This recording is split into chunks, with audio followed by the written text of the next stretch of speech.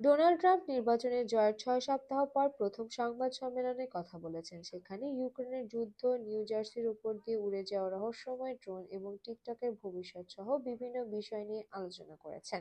সংবাদ সম্মেলনে ২০১৭ থেকে ২০২১ সালের হোয়াইট হাউসের সময়ের মতো করে তিনি অনেক বেফাঁস কথা বলে বসেন এবং দীর্ঘ ১ ঘন্টার বেশি সময় ধরে প্রশ্ন উত্তর পর্বে অংশ নেন।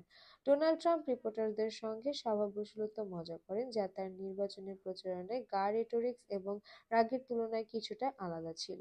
তিনি এখন ওয়াশিংটনের নীতিমালার প্রতি অনেক বেশি অভ্যস্ত এবং নিজেকে একটু বিস্মিতভাবেই দেখছেন, কারণ তিনি লক্ষ্য করেছেন যে বিদেশি নেতারা তাকে অভিনন্দন জানাতে আসছেন এবং কর্পোরেট সিইওরা তার সঙ্গে দেখা করতে ছুটে আসছেন। ট্রাম্প বলেন, প্রথমবার সবাই আমার বিরুদ্ধে লড়াই করেছিল, এবার সবাই আমার বন্ধু হতে চায়। আমি জানি না আমার ব্যক্তিত্ব কি বদলে গেছে নাকি কিছু হয়েছে। ট্রাম্প ২০ জানুয়ারি হোয়াইট হাউসে ফিরে আসবেন, যা দেশব্যাপী গভীর বিভাজনের সময় হবে এবং এটি দেশের গণতান্ত্রিক প্রতিষ্ঠানগুলো এবং বিদেশি সম্পর্কগুলোকে পরীক্ষার মুখে ফেলবে।